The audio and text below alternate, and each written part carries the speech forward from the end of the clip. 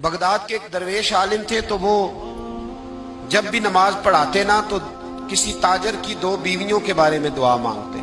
नमाज पढ़ाते तो कहते अल्लाह उस ताजर की दो बीवियों को अपनी खास रहमतें अता फरमा। एक दिन लोग उनके गिर्द इकट्ठे हो गए, कहने लगे बाबा जी बताएं तो सही वो बीवियां कौन थी जिनके लिए आप दुआ मांगते।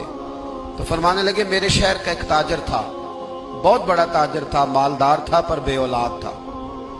उसे बगदाद से मुल्क के शाम जाना पड़ता था तिजारत करने, और कई कई महीने उसे शाम के मुल्क में रहना पड़ता था।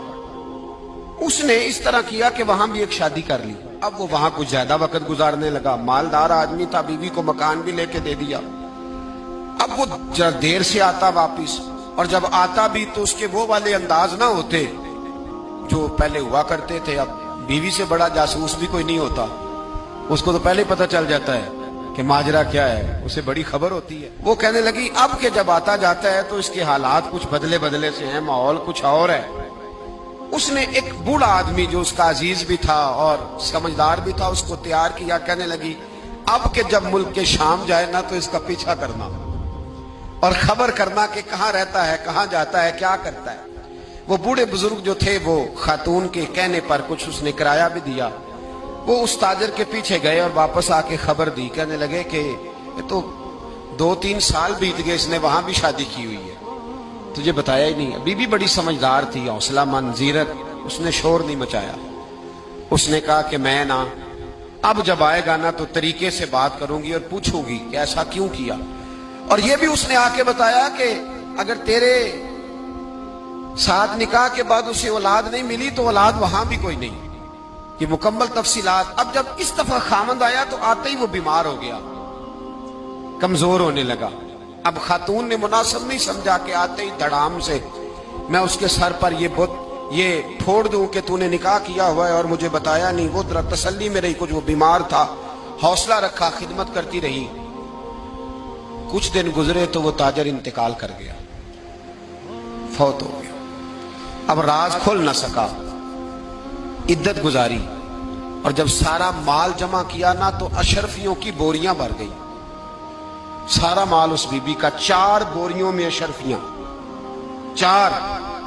यहां तो पेट का दोज़ख है, माज़अल्लाह भरता ही नहीं। हाल में मजीद, हाल में मजीद। वो जो कहते थे ना कि बस बाहर चला जाऊं और बाहर मैं कुछ थोड़े से पैसे कमा के 2-3 साल में लौट आऊंगा, फिर यहां आके कोई कारोबार करूंगा, वो गए हैं तो वापिस नहीं आए। वो जो कहते थे ना बस मैंने इतना सा कारोबार करना है कि मकान बन जाए, उन्होंने 4 मकान भी बना लिए हैं, लेकिन ब्रेक, हल में मजीद की दौड़ है। अब 4 बोरियां उस औरत ने छुपाए रखी।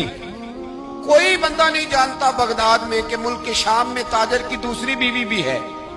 जब वो फारिग हुई तो उसने उस बूढ़े जासूस को फिर बुलाया और 2 बोरियां ऊंट पे रखी, खुद भी साथ बैठी और मुल्क के शाम गई। अल्लाह अकबर। वह बुजुर्ग कहते हैं मैं ऐसे नहीं दुआ करता। उसको जाके कहने लगी मैं अकेली वारिस नहीं हूं, आधे की वारिस तू भी है।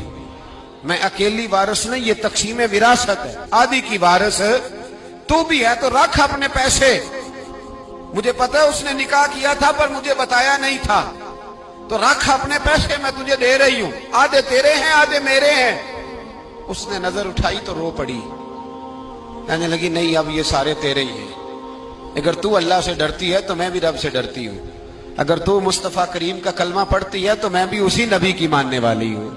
कहा बात क्या है, मेरा क्यों है सारा। तो वो खातून कहने लगी वो 2 साल 3 साल से मेरे साथ निकाह था और उसने बताया था मुझे कि मेरी बीवी भी है, और मैं गरीब थी तो मेरे वालिदैन को भी बताया था कि मेरी दूसरी शादी है। ये मकान उसने मुझे लेके दिया था, मेरे तमाम अखराजात वो पूरे करता था, नानो नफका का ख्याल रखता था।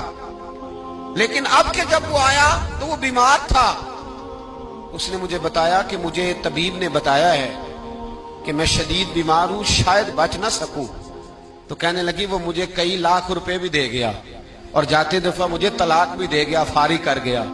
कहने लगा तू जहां चाहे मेरे बाद निकाह कर सकती है। और कहने लगा मैं चाहता था पहली बीवी को बता दूं, मौका नहीं बना और उसका दिल ना टूटे, बता नहीं पाया, लिहाजा वो मुझे ढेर सारे पैसे दे चुका है, सारा मेरा हिस्सा मुझे पहले से दे चुका है। मेरी बहन اب یہ 4 بوریوں میں سے 2 میری نہیں بلکہ 4 کی 4 ہی تیری ہے، تو ہی اس کی حقدار ہے۔